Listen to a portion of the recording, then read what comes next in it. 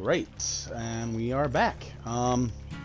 So, we are going to take a look at our survivor side. I just finished doing the killer tutorial with the trapper, and hopefully that is hopefully that goes well. So anyway, basically, for survivor, I'm gonna do the same thing I did with killer, and I'm gonna run through a match, and hopefully I get into some good situations to kind of give you a rundown of what to do here. First things first, just like I was talking about with killer, we were talking about which survivor was maybe the most important to level up. And the thing with the survivors is there is literally no difference in a base survivor. They have no specific skills that are like the killers have their powers and whatnot, and the way that you play them, it all varies from killer to killer. With survivor, every survivor can play the same. I could put any build on and Jane, Big Booty Jane, as I could with David. It could be the same exact build, but they play the same exact way. One thing that's different is there's the way they sound. That's pretty much it. So with them, the most important thing is to look at their teachable perks and which ones are the most what's the word, optimal. You want to look at your optimal. So basically, the first survivor that you should be going for, again, it's 4 blood points, is in my opinion David King, because he has this teachable perk called We're Gonna Live Forever, and it's similar to barbecue and chili in that for every unhook that you get, a safe unhook, a safe unhook means that you take someone off the hook and they don't die in the next 10 seconds, basically. So you pull safe hook off, you're gonna get an extra 25% stackable bonus to your total blood points at the end. And you can get up to 4 stacks, up to an additional 100% once you get to the 3rd level of We're Gonna Live Forever. Each perk has 3 levels. I don't know if I mentioned that. And and basically each level just makes the perk a little bit more effective. So you want to get David. You want to use We're Gonna Live Forever as soon as you can to start earning, because every extra 25% bonus blood points that you get is gonna come in handy when it comes to unlocking perks. So this is important. Level up David King. Make sure you have We're Gonna Live Forever. Try and get We're Gonna Live Forever 3 as soon as you can on David. Use him. Plus, my second favorite perk is also Dead Hard. It's what you call an exhaustion perk. Exhaustion perks are like Dead Hard, Sprint Burst, Lithe, Balanced Landing. They're called exhaustion perks because what happens is when you use them, they give you some sort of extra speed boost for a certain set of time, but it's an exhaustion perk because it also gives you the exhausted status effect, which basically means you can't use an exhaustion perk again until that status effect wears down. And usually the timer is 60 seconds for level 1.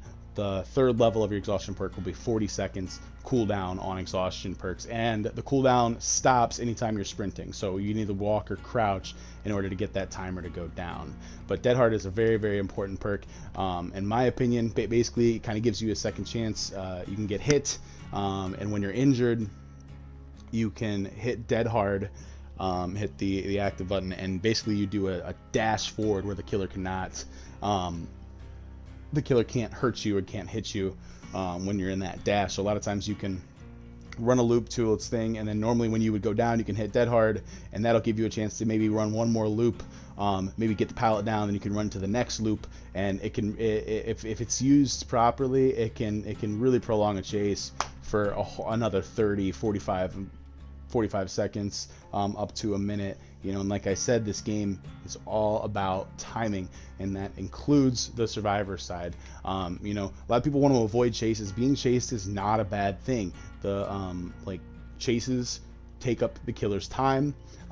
So when it is your turn to be in a chase, the best thing to do is to be as optimal as you possibly can and waste that killer's time for as much as possible. The killer will eventually get you if they are going to go after you. That's fine. You need to be able to accept this. Why we get 3 hooks. You may lose a chase. It is what it is. But the longer that you make those chases go, the better off it is for the team. And that is your role at that specific moment. Whereas everyone else, while you're in chase, if you have a 45-second chase, that means your teammates should all be on gens, and during that 45 seconds getting gen progress done, for example. No matter, that's a terrible perk. Only use that for challenges and whatnot. but that's not important to get into today. You'll learn that over time. So yeah, David is the most important survivor in my opinion to level up. He's got 2 great perks that he can unlock, and We're Gonna Live Forever is the one that'll help you really level up. And then the next most important one that I would say when you're trying to level up your survivors is Lori, because she has the perk Decisive Strike. I was talking about it in chat. This is one of the the higher level perks that pretty much everyone at a higher level will run. Basically, this just means that if you're unhooked and then you go down within the next 60 seconds, when you're I'm speaking in terms of level 3. I know these are different because they're all showing level 1 perks, but in level 3 you have 60 seconds. If you go down in that next 60 seconds after being unhooked and the killer picks you up again, you're going to get a skill check opportunity. If you hit that skill check, you basically stab the killer and you get set free, and then you can go on for another chase. So it just gives you a second chance there, and then you're not being tunneled right away.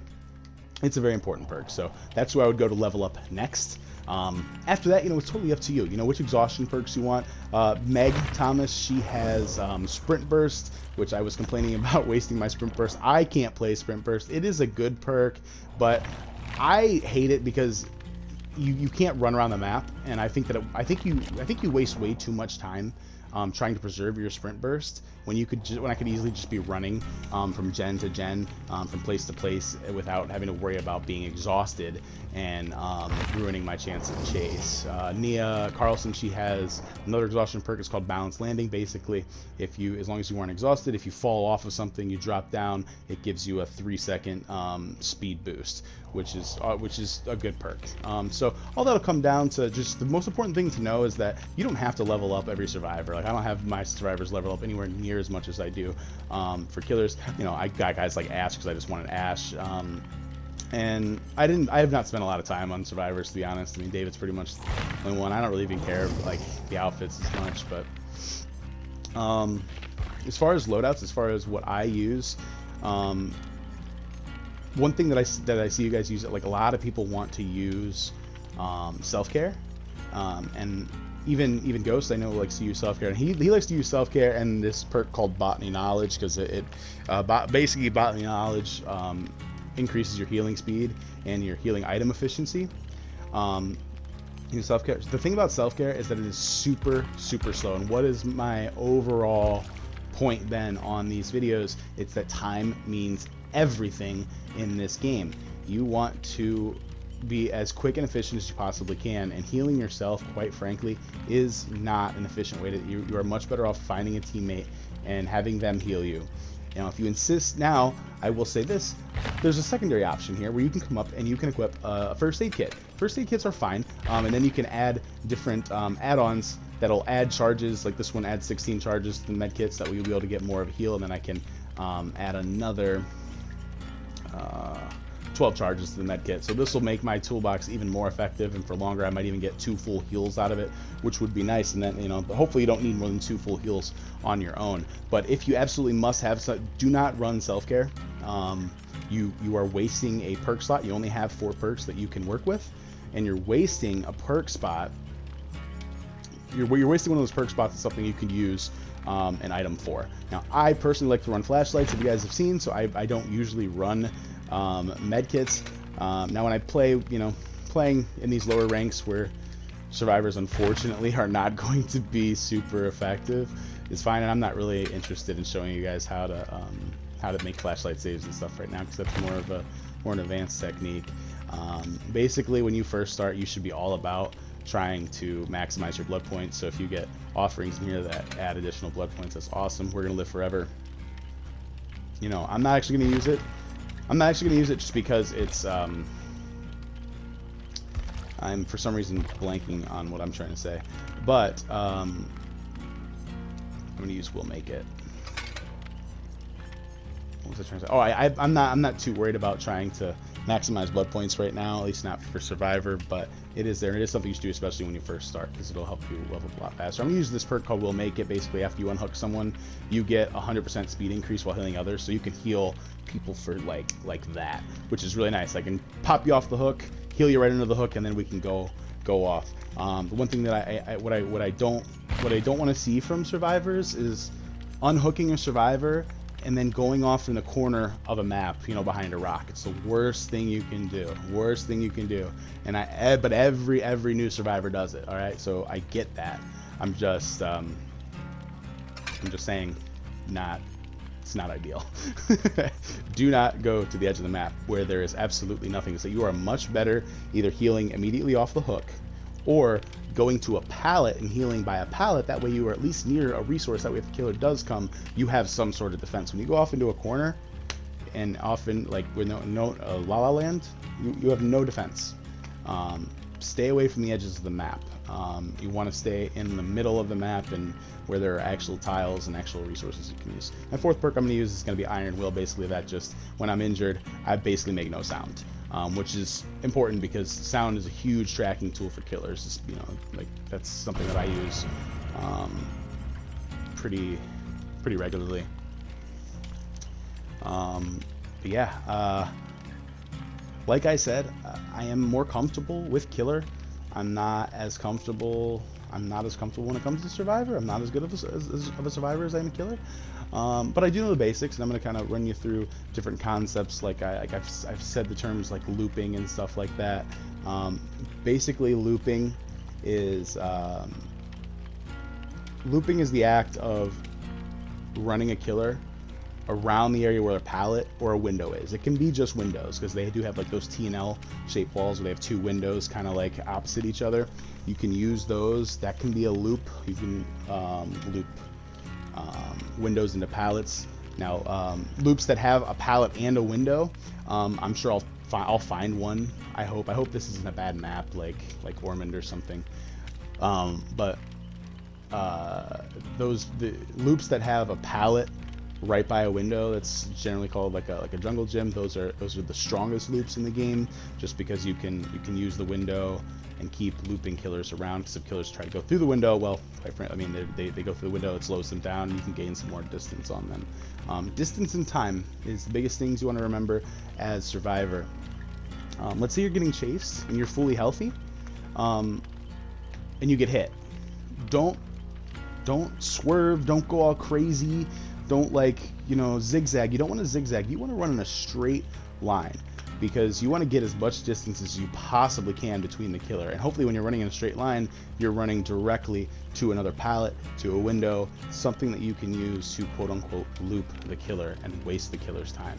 A lot of times what I'll see, especially with like newer survivors, I do the same thing. I get discombobulated sometimes if I get hit when I'm not supposed to, and you kind of like stop or you zigzag, and if you stop zigzag, then you just make it that much easier for the killer to recover and come and get you really quick. Basically, you should never be getting hit and then going down immediately after. If you get hit, you wanna just waste the killer's time as much as absolutely possible, because eventually you will go down, but it's okay, because hopefully your teammates are taking advantage of the time that you're using while looping. You don't want to be hiding. You will not be hiding very much. Unless the killer is literally on top of us and trying to find someone that you can hide in those cases. But for the most part, you want to have your hands on gens, which I probably won't be doing. I actually probably won't be doing right away, because I actually want to get some good material. And what I don't want to do is go to work on gens at a low level, like rank 20, because what ends up happening is that no one else goes on gens, and killers patrol gens right off the beginning. And if all 4 survivors are not on gens, there's only 1 person on gens, well, obviously you're going to be the first one chased. And I don't mind being the first one chased, I just don't trust that anyone on rank 20 is going to actually get me off the hook. So, the way that I play here is going to be actually like not 100% optimal, but I want to wait and not be the first one chased and downed, because I really have zero faith in someone getting me off. But what I will do is I'm going to take you around to some different loops around the map and kind of show you an effective way to loop and how to use those tiles.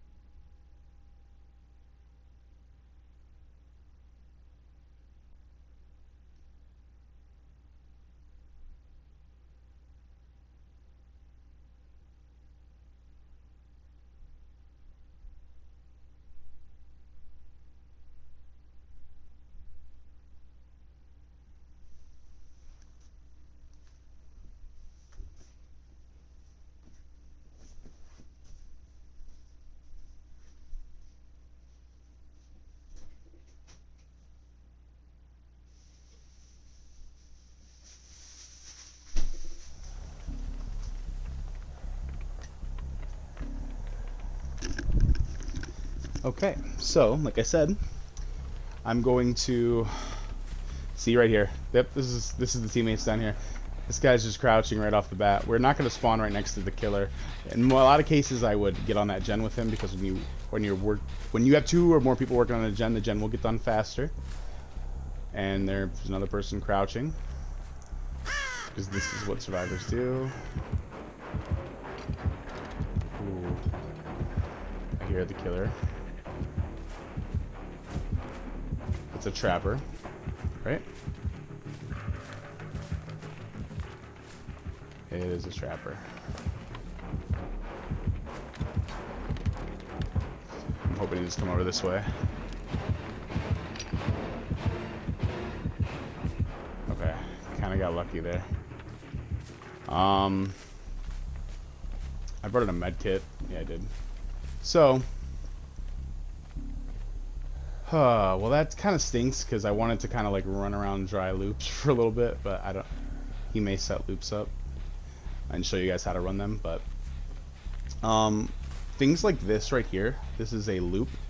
It has a pallet. It's a small one though. It is a small loop where you can kind of run around, but there's not a whole lot else. So you could probably run this about 2 times. Now the problem with loops like this is that the killer can very easily be chasing you this way and fake you out. You want to try and have an idea what the killer is doing. Ghost got me multiple times playing, so like if you get caught at a loop and the killer just outplays you, that's totally fine. Basically I would try and run the killer along the long side of the loop, probably twice at one like this, and then drop the pallet. Try and stun him if you can, but those are not essential. Now that we're wasting time, he should get that pallet done, or that gen done. Alright. So, on these farm maps, they have what's called a, these are the cow tree loops. These are very, very, very strong loops. And I feel like I'm rambling right now. I'm sorry, guys. It's very odd to try and focus. But it has a very strong pallet and a strong window. See, there he goes. So, a good way to run this loop. Okay, so this is... I'm sorry, guys. I'm having a bad time explaining through this. But basically, when you're at a loop, you want to run the loop in the direction that'll allow you to run at a window and fast vault it. What you don't want to do is run on the short side of a loop where you have to risk not being able to fast vault right here. So like if I'm running this way, I don't have a great opportunity to fast vault this loop. I'll go to a different one.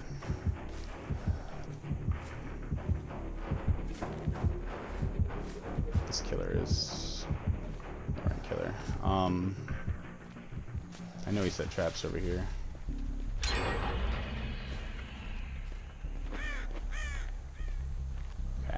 So, this is a jungle gym right here. You see how the window is right here? So basically, when you're running this loop, you want to be running it this way so that you can run directly at this window and vault it. Now, you should be worried about vaulting the window, yes, but a lot of times if the killer's chasing you, he'll come and he will predict that you're going to vault that, and he'll try and cut you off this way. Yeah, I knew she was going to... I should be helping her out. Yep. Sorry. He's following me. Surprised. Nope, he didn't follow me. Sorry, guys. Here's the... If you see... Oh, you see that she had a lot of distance on the trapper, and she had a lot of distance on that trapper, and yet she still threw that pallet super early back there. It's just a complete waste.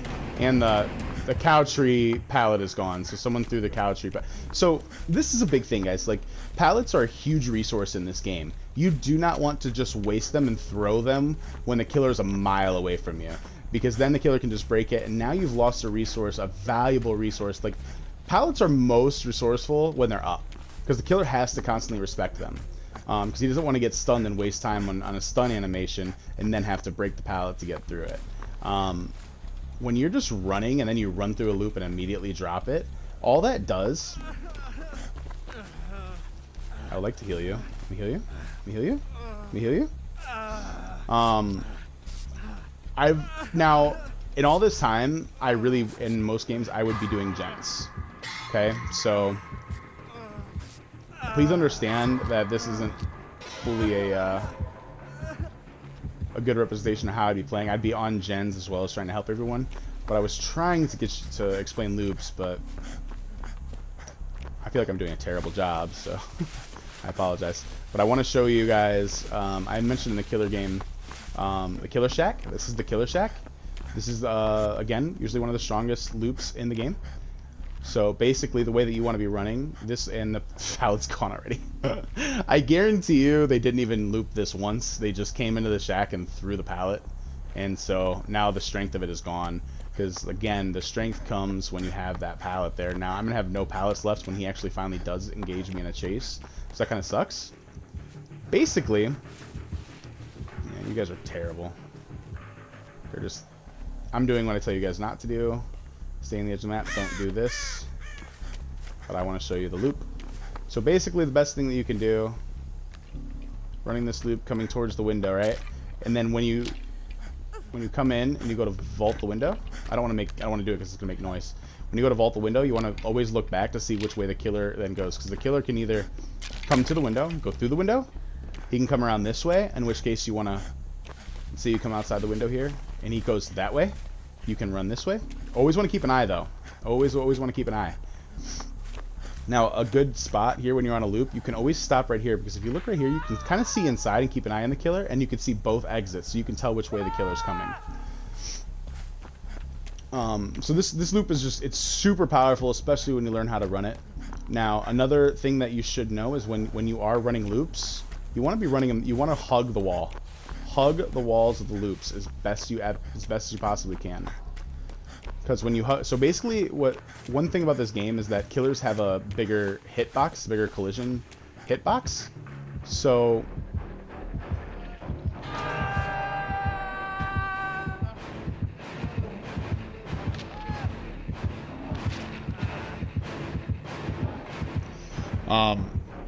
so you really want to hug the walls, because the killers can't hug as much as you can, and so you gain more distance on them. Yep.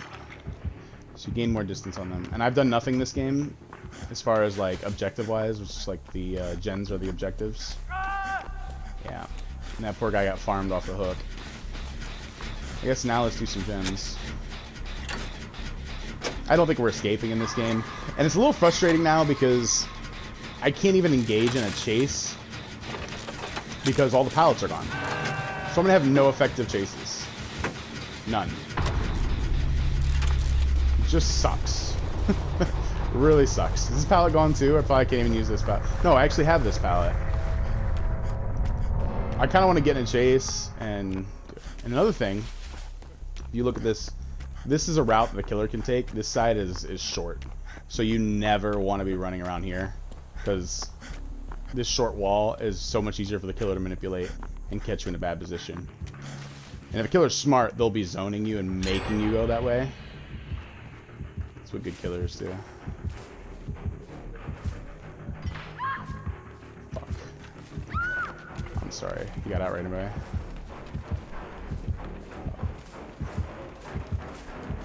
Nothing I can do here. Like I said, generally I would be on gens right now. Every second on gens is important, and honestly, if I been working on gens, we probably would have escaped this. So just keep that in mind. I was really trying to show loops. Oh, this isn't a bad loop.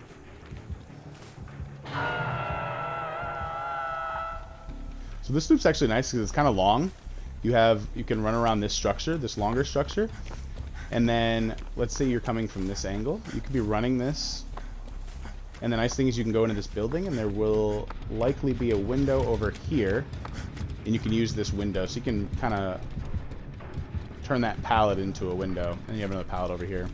You know, the things I'm saying right now is basically you just want to be observant, and I will make it. She's probably not going to stay, but she should, especially with two of us. This heal should be almost instantaneous. See, this is why now a lot of new players, when they get unhooked, they'll come over here. They'll walk back here. They'll come back here, and then they'll be like, here, heal me over here where there's absolutely nothing to save me. Let's heal back here. Don't do that. Don't hide behind these rocks. Don't do what I'm doing right now. And just... They're getting trapped so quickly. He has the add-on where if you release yourself from a trap, you are automatically dying. It's a very, very strong add-on.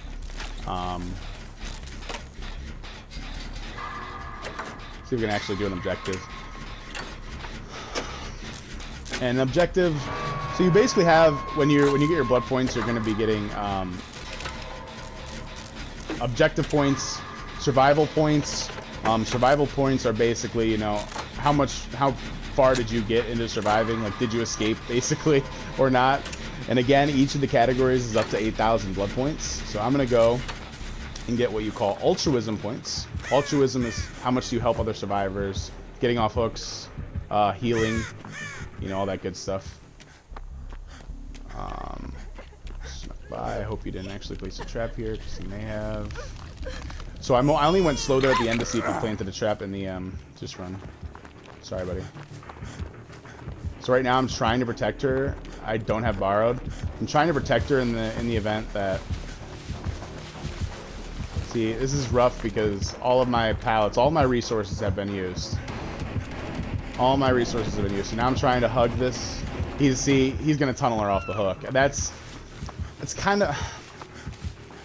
So, like, I get why you do it. It is the most effective way. It's just kind of a... I don't want to say scummy, but it is kind of crappy and, like, unfair to the survivors when you tunnel them off the hook like that and immediately go after the new person. It's just not fun. It's just not fun at all, you know? So... yeah, so he swung through that, which was nice. I'm keeping an eye on him. Keeping an eye on where he is. Come back. And then I'm going to run back here to the loops that I know are over here. And he's abandoning me because I think he knows that I can run some loops. The thing is that I have so few pallets that I can work with. This is actually a very, very strong... This is actually very strong. Right here. I don't know why he's staying so close to the hook. Like, there's no reason for it. He's already got one dead. They got her off. I should, once again, be doing a gen. Kind of look to the side and see which gens are not completed.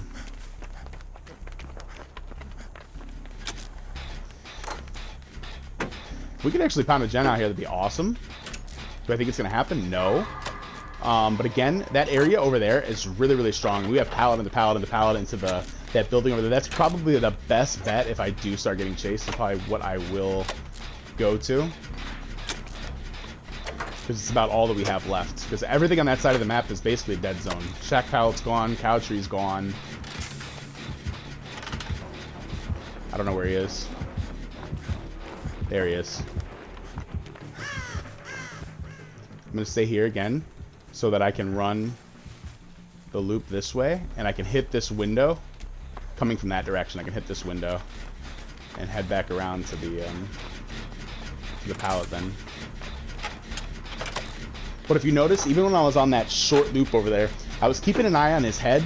Trapper was tall, so I was able to kind of see him above that loop, and I was able to run it 2 or 3 times before I actually threw the pallet, which was nice. It gained some extra time, and like I said, time is such a great resource. Sorry, Bank.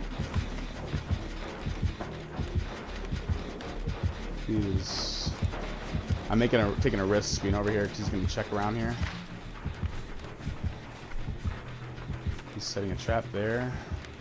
It's good to know.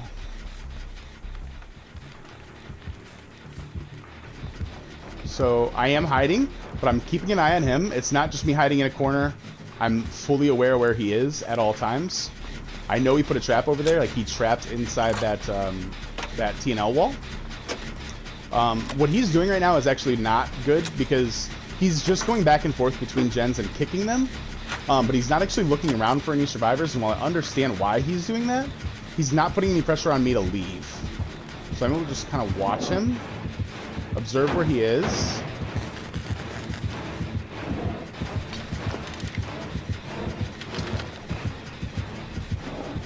Now he's going to do that. Now he's going to do that.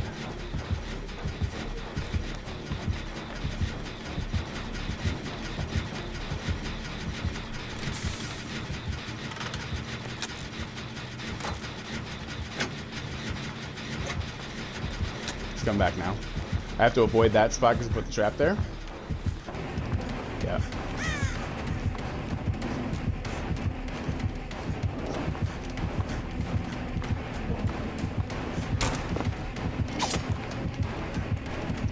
So yeah, he's gonna... Let's see what he's doing now. So, see what I'm doing? I'm making it so that I always have a path to hit that window at a sprint and be able to get a fast vault out of it. That's the key. No matter which way I'm running, I want to be running in a direction that will allow me to get a fast vault, because a slow vault is death. I gotta remember there's a trap over here somewhere. Basically, I just want to hit this. So right now, this gen is regressing. So even if he was near, I'd want to come over and just tap it and stop it from regressing. There's a lot of progress on this gen right now. So we are really pressuring this gen in an effective way. It's coming back again though. So we're gonna go back to our spot. We're gonna let him... Oh no! Smart move. He played that well. So... I don't know if that's just me forgetting where he set the other one or he reset it. So he actually did it was a really smart play there. He reset that trap and I wasn't looking at it. I was pressuring that gen. Now what is nice, hopefully they can both... I don't know why they are... So there's a gen over there, they tapped it, and both of them ran away from it. And I have a bad feeling this girl is gonna run right into his trap. This is a bad spot. One of them should have came for this. She's not even looking, and she's gonna be trapped. Yep. I had a feeling. So we were doing really well as far as pressuring him. We had a chance. We might get one hooked here. At the end of the day, it is our fault. You know, we kind of screwed up. But so he's actually losing points right now. So when you have a survivor hooked, if you are standing near a survivor, like keeping that hooked survivor in your terror radius, you are actually losing points. You can actually have a 3K or a 4K and actually not rank up, actually not get what they would call a pip, which is just a notch towards leveling up your overall killer rank. She's probably going to run into this other trap. I mean, he's just going to camp this area. I have Dead Hard, so that is nice. Yeah, that's what I was worried about, actually. Now he has no incentive. He's got no incentive to pick either of them up. Basically, I don't know what he's going to do. I'm going to try and get to a door, and then I'm going to heal. But I actually didn't see where the doors were. So, I had paid no attention to where the doors were. And I don't want to trap myself. Where the hell... Are they both over here? Both doors, were they over here? They are.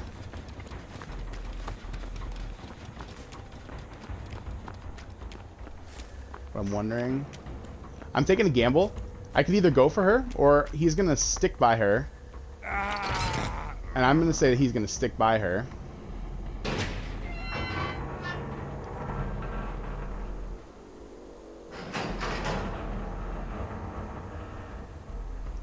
I'm thinking the play here is to almost open the gate. I'm going to heal. Leave this gate 99'd. And I'm going to try and make a play. Unfortunately, I think this person on the hook is dead. Yeah, no matter what. The play now is to either...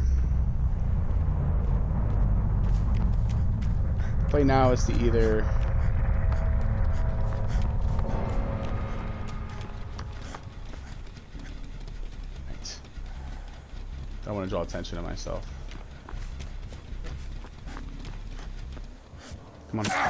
Go, go, go. Go, go, go. I'll block for her. I'm going to try and block for her. We need to get to this. Open the door. So now I'm going to block for her. She's going to open the door. Get us out of here. She should let me heal her right here for the points. So in these scenarios, if you're dead, you wanna let your partner heal you. So that they can get blood points. It's just the courteous thing to do. But we are actually going to escape here, which is kind of surprising, considering we didn't do any gens early on. and they actually did a really good job on gens, something I would not have expected given. I'm not going to teabag. They actually did a really good job, considering the fact that I was literally doing nothing right at the beginning, and they continued to hammer out gens. Now the biggest, we could have lasted even longer. We could have gotten someone else out. They hadn't wasted so many good pallets early on. Actually, yeah, this was actually, they were all kind of experienced. That's why, at least some experience. So basically, I'm trying to think back and recall on this game. The biggest things that I can say, I was saying a lot in that game. Do not do what I do, or do not do what I was doing. I was doing it because I was really scared that I'd go down quickly and I wouldn't get saved. They actually ended up being better teammates than I would have expected. So it was kind of a gamble there. But like I said, we still got 2 people out. And you see how much faster and how much better we would have been had we not been running around the edge, not kind of like hiding around and saying, oh, I don't want to get caught. And if I wasn't just trying to show you how to run loops, then we would have gotten out. We would have got those gens done a lot faster because we'd had one more set of hands working on the gens, maybe even in a better chase. I may have been able to keep the chases alive a little bit longer because I wouldn't waste the pallets so quickly. And those are all important things to remember. And I don't want you to take a hit instead of using a pallet necessarily, but I want you to really optimize those loops, save those pallets, really look at the windows that you can use, make pallet drops, make the best use out of pallet drops as you possibly can.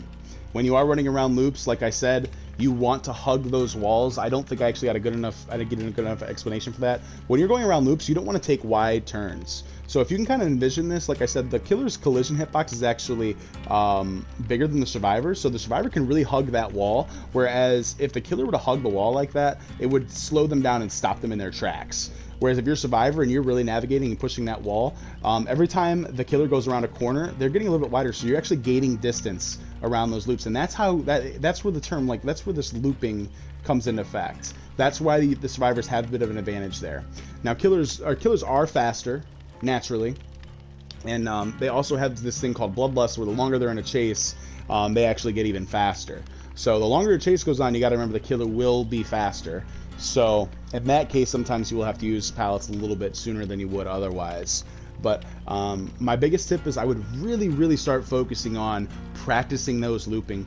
Do not be afraid to get into a chase. Don't hide all map to try and avoid a chase. And actually being in a chase will help you level up faster as well, because it'll give you points in boldness, I think is the category there.